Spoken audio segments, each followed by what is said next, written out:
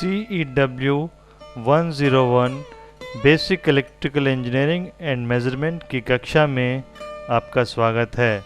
आज हम आपको यूनिट नंबर 2 लेसन नंबर 9 के विषय में बताएंगे, जिसका टॉपिक है सिंगल फेज तथा 3 फेज के लोड और उनके interconnection. Single phase and 3 phase load and their interconnection. Objectives.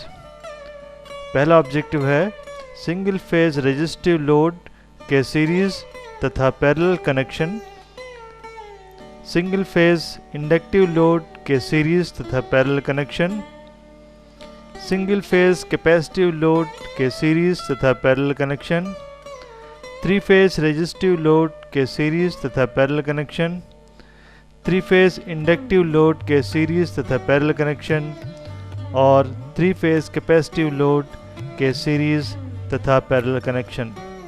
पहला, single phase load. Single phase load कई प्रकार के होते हैं, जैसे शुद्ध रेजिस्टिव लोड, इसमें बल्ब, लोड, हीटर आदि आते हैं। जैसे देखिए ये बल्ब है, ये सिंगल फेज का रेजिस्टिव लोड है। इसके अलावा ये रियोस्टेट्स हैं, ये रियोस्टेट्स भी सिंगल फेज के हैं और ये रेजिस्टिव लोड हैं। इसके अलावा ये हीटर है, ये हीटर भी एक रेजिस्टिव लोड है, ये प्योर रेजिस्टेंस लोड में आता है। इसी तरह से ये जो इमर्शन रॉड है, ये भी सिंगल फेज की लोड है। इसके बाद इंडक्टिव लोड दूसरा, जैसे पंखे, कूलर, मोटर, पंप आदि, ये सब इंडक्टिव लोड है। जैसा कि चित्र में दिखाया है, ये पंखा है, ये इंडक्टिव लोड है। कूलर है, ये भी इंडक्टिव लोड है। इसमें मोटर दिखाई गई है, ये भी इंडक्टिव लोड है। और ये देखिए एक डीसी मोटर है, इसका आर्मेचर दिखाया गया है, ये भी इंडक्टिव लोड है। तो इस तरह से ये इंडक्टिव लोड्स हैं। इसके बाद तीसरा, कैपेसिटिव लोड। यह लोड शुद्ध रूप से नहीं पाए जाते, पर कुछ मोटरों के साथ स्टार्टर के तौर पर प्रयोग किए जाते हैं। तो आपको कुछ कैपेसिटर्स दिखाते हैं। देखिए ये कैपेसिटर है, ये दूसरे टाइप का कैपेसिटर है, इलेक्ट्रोलाइटिक। इस अध्याय में हम इन लोडों के इंटरकनेक्शन, सीरीज तथा पैरेलल क्रम के बारे में जानकारी लेंगे। ठीक है, तो पहला है शुद्ध resistive load, pure resistive load. इसमें फर्स्ट है श्रेणी क्रम, सीरीज कनेक्शन। इसमें 2 या 2 से अधिक प्रतिरोध श्रेणी क्रम में सप्लाई के साथ जुड़े जाते हैं, जिसमें धारा का मान समान होता है। जैसा कि आप इस चित्र में देखिए, इसमें 2 रेजिस्टेंसेस हैं, R1 R2, दोनों के अंदर सेम धारा I फ्लो हो रही है। दोनों के अक्रॉस वोल्टेजेस अलग अलग हैं, एक में V1 है, एक के अक्रॉस V2 है, टोटल वोल्टेज V है। तो ये सीरीज कनेक्शन है, परंतु वोल्टेजेस अलग अलग होते हैं। पावर फैक्टर का मान इकाई होता है तथा पावर का मान VI cos phi या VI या I²R होता है। जैसा कि 2 रेजिस्टिव जो प्रतिरोध हैं बल्ब श्रेणी क्रम में जोड़े गए हैं। देखिए यहाँ पर इस चित्र में 2 बल्ब्स को श्रेणी क्रम में जोड़ा गया है और यह सीरीज कनेक्शन है। इस चित्र में देखिए, इसमें भी 2 रेजिस्टेंसेस हैं, R1 R2, इनको एक वोल्टेज V के अक्रॉस सीरीज क्रम में जोड़ा गया है। करंट दोनों में सेम फ्लो होती है, लेकिन वोल्टेजेस दोनों में अलग अलग होता है। विशेष, श्रेणी क्रम में किसी भी प्रतिरोध के क्षतिग्रस्त होने पर धारा का प्रवाह रुक जाता है।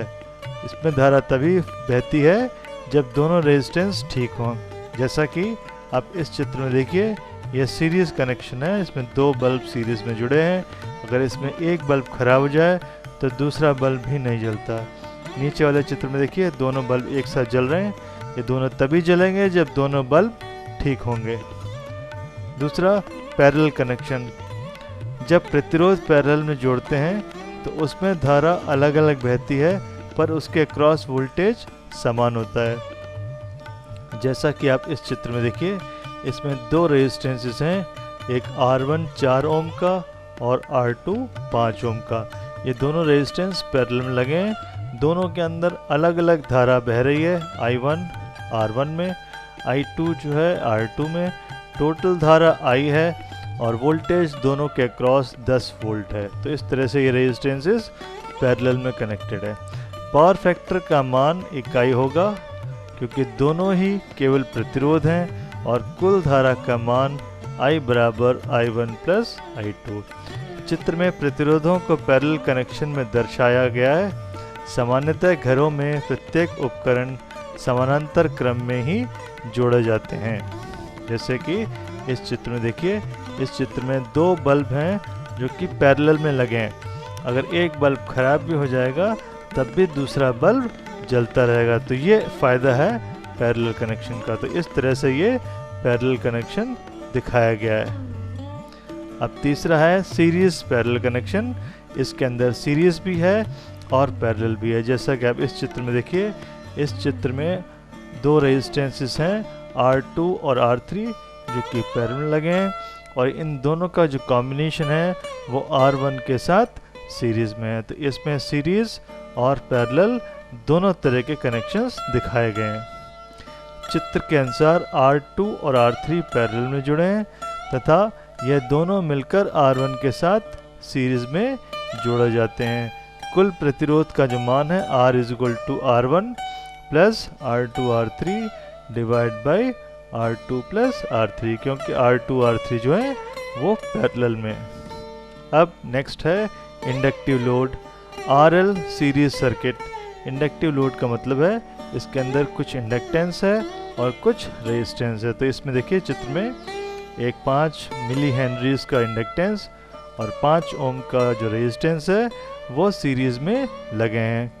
इंडक्टिव लोड के उदाहरण जैसे फैन लोड, चोक कॉइल, एक कालीय मोटर आदि सब इंडक्टिव लोड हैं। जब प्रतिरोध R1 तथा प्रेरक XL1 श्रेणी क्रम में जोड़े जाते हैं तो उनका कुल प्रतिघात इम्पीडेंस का मान Z1 = √R12 प्लस XL12 होता है तथा इसमें बहने वाली धारा वोल्टेज के पीछे लैगिंग चलती है।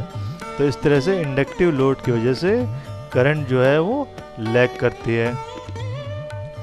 जब प्रतिरोध R1 तथा संधारित्र XC1 श्रेणी क्रम में जोड़े जाते हैं तो उनका कुल प्रतिघात इम्पीडेंस का मान Z1 बराबर R12 प्लस XC12 होता है, जिसमें बहने वाली धारा वोल्टेज से आगे लीडिंग रहती है।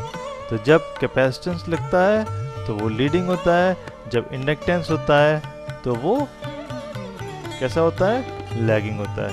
अब देखिए श्रेणी क्रम सीरीज कनेक्शन। चित्र में एक प्रतिरोध एक इंडक्टेंस श्रेणी क्रम में सप्लाई के साथ जोड़े गए हैं। इनका पावर फैक्टर का मान cos phi बराबर R/Z तथा पावर फैक्टर लैगिंग पश्चगामी होता है। phi का मान 0 तथा 90 के बीच में होगा तथा पावर फैक्टर लैगिंग होगा। अब ये चित्र देखिए, इसमें 5 ओम का रेजिस्टेंस और 5 मिली हेनरीज का इंडक्टेंस सीरीज में जुड़े हैं। इसका जो पावर फैक्टर है वो लैगिंग होगा, जिसका मान जो है phi का मान 0 और 90 के बीच में होगा। अब अगला है दूसरा पैरेलल कनेक्शन। पैरेलल कनेक्शन चित्र में एक प्रतिरोध R1 तथा इंडक्टेंस L1 समांतर क्रम में जोड़े गए हैं। इनका कुल इम्पीडेंस 1/Z बराबर 1/Z1 प्लस 1/Z2 या 1/Z बराबर 1/R1 प्लस 1/XL1 तथा धारा का मान I1 बराबर I2 प्लस I3 होगा।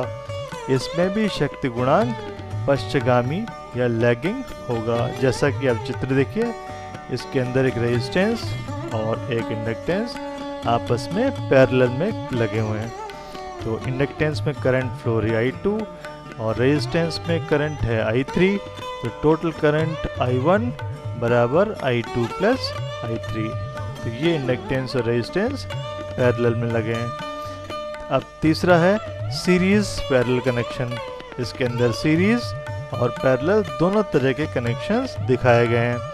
चित्र में कॉइल का सीरीज पैरेलल कनेक्शन दिखाया है, जिसमें कुंडली 2 तथा 3 पैरेलल में जुड़े हैं और ये दोनों कॉइल एक के साथ सीरीज में जुड़े हैं, जिससे भी पावर फैक्टर लैगिंग होगा और कुल इम्पीडेंस का मान Z बराबर Z1 plus Z2 Z3 divide by Z2 Z3 होगा।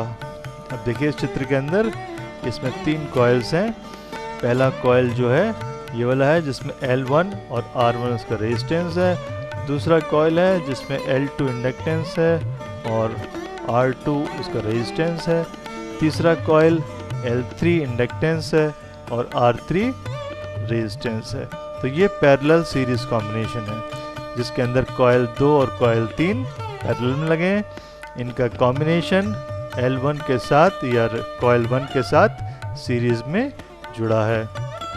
अब आप इस चित्र में देखिए, इस चित्र में रेजिस्टेंसेस सीरीज और पैरेलल में जुड़े हुए हैं। तो इसमें कई तरह के रेजिस्टेंस हैं, ये पोटेंशियोमीटर्स बोलते हैं इनको।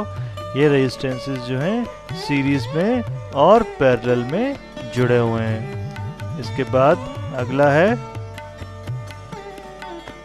कैपेसिटिव लोड, शुद्ध कैपेसिटेंस, प्योर कैपेसिटेंस। इनका उदाहरण है स्टार्टर कैपेसिटर, फैन कैपेसिटर आदि। इसमें देखिए इनके कई तरह के सिंबल्स बने वेरियस कैपेसिटेंसेस के। ये कैपेसिटर का सिंबल है। कुछ इलेक्ट्रोलाइटिक कैपेसिटर्स होते हैं, उनके सिंबल्स इस तरह से होते हैं जिसमें पॉजिटिव नेगेटिव दिया आता है। कुछ वेरिएबल कैपेसिटेंसेस होते हैं जिसका सिंबल इस तरह से होता है। कुछ एडजस्टेबल कैपेसिटर्स होते हैं जिनकी वैल्यूज़ को हम एडजस्ट कर सकते हैं, तो वो इनके सिंबल्स हैं। अब आपको हम कुछ कैपेसिटर्स दिखाएंगे डिफरेंट टाइप के। देखिए एक ये कैपेसिटर है जो कि सिरेमिक कैपेसिटर है। उसके बाद ये चित्र देखिए, इसके अंदर भी एक कैपेसिटर है जिसका मान हम एडजस्ट कर सकते हैं। यहाँ पे कैपेसिटेंस का जो मान है 13.6 दिखाया गया है। उसी तरह से ये भी एक कैपेसिटर है और ये कैपेसिटर अक्सर आपने देखा होगा पंखों में यूज़ करते हैं। और इस कैपेसिटर का जो वैल्यू है वो फिक्स रहती है, वेरी नहीं करती। और इसमें जो कैपेसिटर है वोल्टेज और कैपेसिटर दोनों चीज़ों को कंसिडर किया जाता है। अब इसके बाद देखिए इस चित्र में जो कैपेसिटर्स हैं वो सर्किट में लगे हुए हैं और इनका काम फिल्टर सर्किट में यूज़ कर रहे हैं। एज ए फिल्टर कैपेसिटर यहाँ पर फिल्टर के तौर पर यूज़ किया जाता है। अब पहला आएगा सीरीज कनेक्शन, कैपेसिटर्स का सीरीज में कनेक्शन। चित्र में दो कैपेसिटर C1 तथा C2 श्रेणी क्रम में जुड़े हैं। करंट का मान दोनों में समान होगा। कुल इम्पीडेंस Z बराबर XC1 प्लस XC2 और पावर फैक्टर अग्रगामी लीडिंग होगा और फेज कोण 90 डिग्रीज लीडिंग होगा। देखिए चित्र के अंदर दो कैपेसिटेंसेस हैं, एक कैपेसिटेंस C1 है, दूसरा कैपेसिटेंस C2 है। दोनों श्रेणी क्रम में जुड़े गए हैं। अब दूसरा है पैरेलल कनेक्शन, कैपेसिटेंस का पैरेलल कनेक्शन। चित्र में दो कैपेसिटेंस C1 C2 पैरेलल में जुड़े गए हैं। इसमें धाराएं अलग अलग बहती हैं और वोल्टेज समान होगा। पावर फैक्टर का मान 90 डिग्रीज लीडिंग होगा। देखिए इसमें दो कैपेसिटेंसेस हैं, एक कैपेसिटेंस C1 जो कि 6 माइक्रोफैरड का है, दूसरा कैपेसिटेंस C2 जो कि 4 माइक्रोफैरड्स का है। दोनों पैरेलल में लगे हैं, दोनों में अलग अलग धाराएं बह रही हैं और टोटल करंट का जो मान है I1 प्लस I2 के बराबर होगा। अब अगला है series RLC circuit, RLC series circuit. इन सर्किट्स के अंदर रेजिस्टेंस, कैपेसिटेंस और इंडक्टेंस सीरीज में जुड़े होते हैं। जैसे चित्र में एक प्रतिरोध, एक चोक कॉइल और एक कैपेसिटेंस सीरीज में जुड़े हैं जो कि RLC सीरीज सर्किट बनाते हैं। देखिए इसमें resistance R1, inductance L1, capacitance C1 एक 10 वोल्ट्स के सप्लाई की सीरीज में जुड़े हुए हैं। तो ये सीरीज RLC सर्किट है। उसी तरह से RLC पैरेलल सर्किट। अगर एक प्रतिरोध, एक चोक कॉइल और एक कैपेसिटेंस पैरेलल में जुड़े हों तो ये पैरेलल RLC सर्किट बनाते हैं। जैसा कि आप इस चित्र में देखेंगे, इसमें रेजिस्टेंस, इंडक्टेंस और एक कैपेसिटेंस पैरेलल में 10 वोल्ट्स की सप्लाई के क्रॉस जुड़े हुए हैं, तो ये पैरेलल RLC सर्किट बनता है। अब अगला आता है 3 फेज लोड। 3 फेज लोड के बारे में बताया जाएगा। 3 फेज लोड में 3 कॉइल्स होती हैं जिनसे 6 तार निकलते हैं। चित्र में 6 तारों के सिरे A1 A2 B1 B2 C1 C2 दिखाए गए हैं। इनको 3 लोडों में जोड़ने के लिए 6 तारों की आवश्यकता पड़ती है। इन तारों की संख्या कम करने के लिए हम 2 तरह के कनेक्शन प्रयोग करते हैं। पहला स्टार कनेक्शन तथा दूसरा डेल्टा कनेक्शन। तो आप देखिए, ये हमारे जो टर्मिनल्स हैं, 6 टर्मिनल्स हैं जो कि 3 कॉइल्स हैं। पहला कॉइल E11 जिसमें टर्मिनल A1 A2, दूसरा B1 B2 और तीसरा C1 C2। अब इन 6 टर्मिनल्स को हम 2 तरीके से कनेक्ट कर सकते हैं। पहला है स्टार कनेक्शन। तो स्टार कनेक्शन में हम इस तरह से दिखाते हैं। स्टार कनेक्शन 2 तरह के होते हैं, 3 फेज 3 वायर और 3 फेज 4 वायर। अब देखिए, इन कनेक्शनों में तीनों कॉइल के समान सिरे जैसे शुरू के या अंत के एक जगह पर जोड़ दिए जाते हैं और दूसरे सिरों से 3 लाइनें निकाली जाती हैं। इनके बीच में 3 लोड कनेक्ट किए जा सकते हैं। इसको 3 फेज 3 वायर स्टार कनेक्शन कहते हैं। अगर इस जोड़ से, जहां पर तीनों तार जोड़े थे, एक लाइन निकाली जाए तो उसे न्यूट्रल लाइन कहते हैं। इस तरह के कनेक्शन को 3 फेज 4 वायर स्टार कनेक्शन कहते हैं। चित्र में दोनों तरह के कनेक्शंस दिखाए गए हैं। देखिए, ये एक स्टार कनेक्शन है जिसके अंदर तीनों कॉइल के सिमिलर टर्मिनल्स एक जगह पर जुड़े हैं। और अब देखिए, इस चित्र में यहाँ पर स्टार कनेक्शन है 3 फेज 3 वायर। तो न्यूट्रल से कोई तार नहीं निकल रहा, तो तीनों फेज से 3 तार निकल रहे हैं R Y B।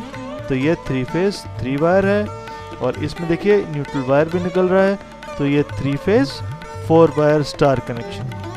Star connection में लाइन करंट तथा फेज करंट बराबर होती है और लाइन वोल्टेज और फेज वोल्टेज से अधिक होता है।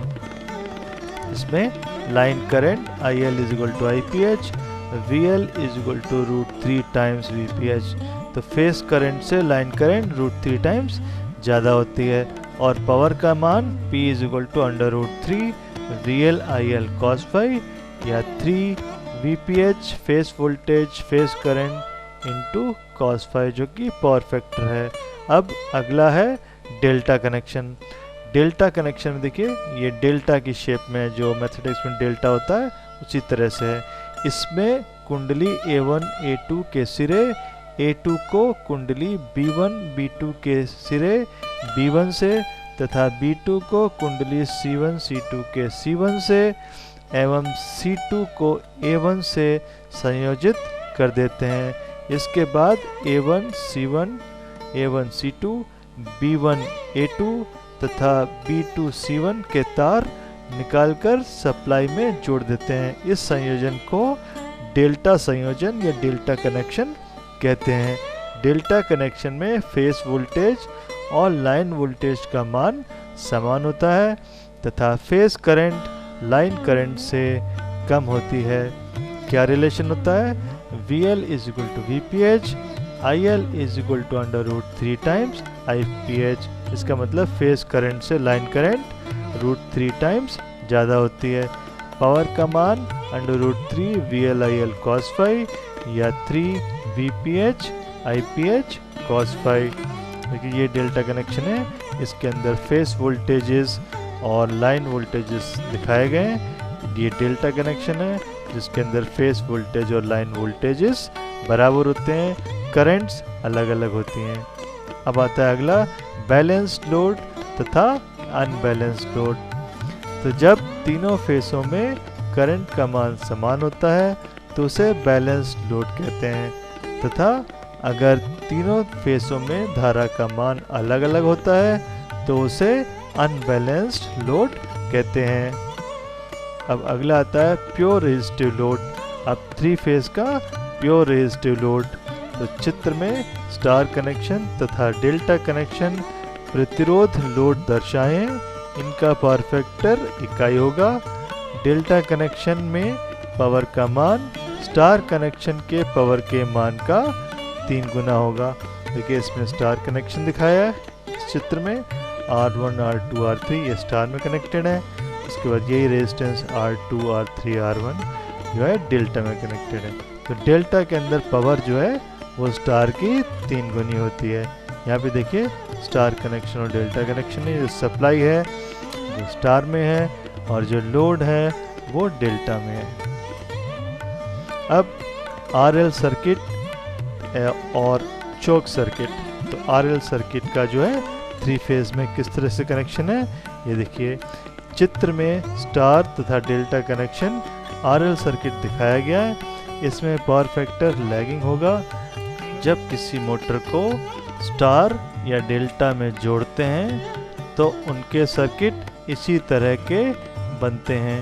अब देखिए इसमें स्टार कनेक्शन दिखाया है। ये चोक कॉइल्स हैं जिसमें रेजिस्टेंस इंडक्टेंस है R1 L1 R2 L2 R3 L3, ये स्टार में कनेक्शन है। उसके बाद इनको डेल्टा में जोड़ा गया है, तो ये स्टार और डेल्टा कनेक्शन है। देखिए इस चित्र के अंदर ये कॉइल्स हैं, इन कॉइल्स को जो है वाई कनेक्शन या स्टार कनेक्शन और डेल्टा कनेक्शन में जोड़ा गया है। अब नेक्स्ट आता है कैपेसिटेंस। तो कैपेसिटेंस को किस तरह से जोड़ेंगे अब इसके बारे में बताया जाएगा। चित्र में कैपेसिटेंस को स्टार तथा डेल्टा कनेक्शन में जोड़ा गया है। इसमें पावर फैक्टर का मान 90 डिग्रीज लैगिंग होगा। अब देखिए इन चित्रों में कैपेसिटेंस C1 C2 C3 पहले स्टार में जुड़े हैं, उसके बाद ये कैपेसिटेंसेस डेल्टा में जुड़े हैं। जब किसी लोड का पावर फैक्टर लैगिंग होता है और उसका मान बहुत कम होता है तो पावर फैक्टर को बढ़ाने के लिए improvement of power factor capacitance को सर्किट में जोड़ देते हैं। लोड के लिए कैपेसिटेंस को स्टार या डेल्टा में जोड़ा जाता है, तो कैपेसिटेंस का काम पावर फैक्टर इम्प्रूवमेंट के लिए भी होता है। देखिए यहाँ पर एक मोटर है, इसका पावर फैक्टर कम है। इस पावर फैक्टर को बढ़ाने के लिए यहाँ कैपेसिटेंस जो है पैरेलल में स्टार कनेक्शन के अंदर जोड़ दिए गए हैं, तो ये स्टार कनेक्शन है। उसी तरह से सर्किट में देखिए कई तरह के कैपेसिटेंसेस सर्किट के अंदर लगे हुए हैं, कुछ रेजिस्टेंसेस हैं और कुछ कैपेसिटेंसेस हैं। समिंग अप, तो आज हमने इस कक्षा में क्या क्या सीखा। हमने सीखा कि सिंगल फेज रेजिस्टिव लोड के सीरीज तथा पैरेलल कनेक्शन करना, सिंगल फेज इंडक्टिव लोड के सीरीज तथा पैरेलल कनेक्शन करना, सिंगल फेज कैपेसिटिव लोड के सीरीज तथा पैरेलल कनेक्शन करना और 3 फेज सर्किट में 3 फेज रेजिस्टिव, इंडक्टिव और कैपेसिटिव लोड के स्टार और डेल्टा कनेक्शन करना सीखा। तो इस तरह से हमने ये काम सीखे। अब हम आपको बताएंगे कि आपको कक्षा कार्य में क्या करना है, क्लास असाइनमेंट। तो जो क्लास असाइनमेंट है उसमें आपको करना है कि प्रयोगशाला में प्रयोग में आने वाले विभिन्न विद्युत उपकरणों की क्षमता का अध्ययन करो तथा ये पता करो कि इन उपकरणों में जो प्रतिरोध, संधारित्र तथा प्रेरक प्रयोग में आए हैं उनका क्या मान है, उनकी वैल्यू क्या है, ये आपको आज जाके अपनी लैब में देखना है। अब आपको बताया जाएगा कि आपको क्या एक्सपेरिमेंट करना है।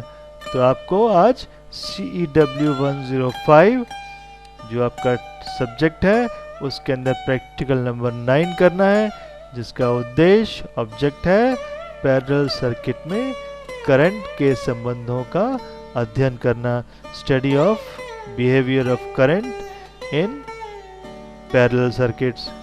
तो इस चीज़ के लिए आपको जिन चीज़ों की आवश्यकता है वो सामग्री है series testing board, volt meter MI type 0 से 300 वोल्ट्स एक चाहिए, एमीटर जो है मूविंग आयरन MI टाइप 4 चाहिए, बल्ब लीजिए 60 वाट के, 100 वाट के या 200 वाट के, जो कि 230 वोल्ट पे काम करते हो, या इसकी जगह पर रियोस्टेट्स भी ले सकते हैं।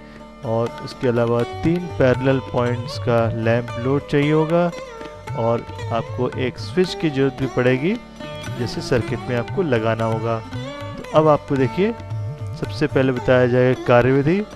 कार्यविधि में चित्र के अनुसार कनेक्शन करें और उसे दोबारा चेक करें। चित्र के हिसाब से कनेक्शन करने के बाद स्विच को ऑन करें और प्रेषण तालिका में सभी रीडिंग नोट करें। और तीसरा, करंट के कुल मान की गणना करें। तो ये काम आपको करना है। तो ये सर्किट डायग्राम देखिए, ये सिंगल फेज की सप्लाई है। इसके अंदर 3 लोड्स हैं, बल्ब लोड्स, एक 40 वाट का, एक 60 वाट का, एक 100 वाट का है, और उनके सीरीज में 3 एमीटर्स A1, A2, A3 लगे हैं। और एक टोटल एमीटर रीडिंग के लिए, करंट के लिए एक एमीटर लगा है A, जो कि तीनों करंट्स का सम बताएगा, टोटल करंट कितनी है वो ये एमीटर रीडिंग देगा। तो इस तरह से आपको सर्किट डायग्राम बनाना है। पहले आपको रीडिंग नोट करनी है, A1 की, A2 की, A3 की और फिर A की। और फिर आपको ये चेक करना है A1 plus A2 plus A3 1 के बराबर है कि नहीं है। तो इसके लिए हम आपको सर्किट दिखाते हैं। एक प्रैक्टिकल सर्किट है, इसके अंदर हमने एक ऑटो ट्रांसफार्मर यूज़ किया है ताकि वोल्टेज हम वेरी कर सकें, और एक हमने DPST स्विच यूज़ किया है, और बल्ब की जगह पर हमने यहाँ पर रियोस्टेट्स यूज़ किए हैं। तो देखिए यहाँ पर 3 रियोस्टेट्स हैं, पहला, दूसरा, तीसरा, और तीनों के सीरीज में एक एक एमीटर लगा है, A1, A2, A3, और एक टोटल रीडिंग बताने के लिए A लगा हुआ है। तो इस तरह से एमीटर्स लगे हुए हैं। देखो तीनों रियोस्टेट्स हैं और उनके साथ तीनों एमीटर्स कनेक्टेड हैं। अब सबसे पहले आपको सप्लाई ऑन करनी है और A1 की रीडिंग नोट करनी है। तो ये एमीटर A1 है और इसकी रीडिंग देखिए अगले चित्र में। इसकी रीडिंग आप देख रहे हैं, करीब 0.8 एम्पियर्स इसकी रीडिंग आ रही है। ये पॉइंट है वो मिनिमम पॉइंट जो 1 पे है, तो इससे थोड़ा कम है, 0.8 है। अब आप दूसरा एमीटर A2 है, इसकी रीडिंग देखिए, ये करीब 1 एम्पियर की रीडिंग है, जो कि अगले चित्र में दिख रहा है। तो इस एमीटर A2 की जो रीडिंग है वो 1 एम्पियर की है। उसी तरह से अगले चित्र में देखिए, ये A3 है, इसकी रीडिंग में करीब 1 एम्पियर के आसपास है। तो इसकी रीडिंग जो है वो 1 एम्पियर है। अब आपको टोटल रीडिंग लेनी है। तो जो एमीटर है बड़ा वाला 0 to 6 एम्पियर्स में, इसकी रीडिंग देखिए, ये करीब 2.8 एम्पियर पे इसकी रीडिंग आ रही है। तो इस तरह से आपने तीनों रीडिंग नोट करी, चौथे एमीटर की रीडिंग नोट करी, और आपने इस टेबल के अंदर जो आपकी ऑब्जर्वेशन टेबल है, इस टेबल के अंदर रीडिंग लिखी है आपने। पहली रीडिंग 0.8, दूसरी 1, तीसरी 1 और चौथी 2.8। तो इस तरह से हमने देखा कि I1, I2 और I3 का जो जोड़ है, सम है, वो I के बराबर है, जिसकी वैल्यू 2.8 है।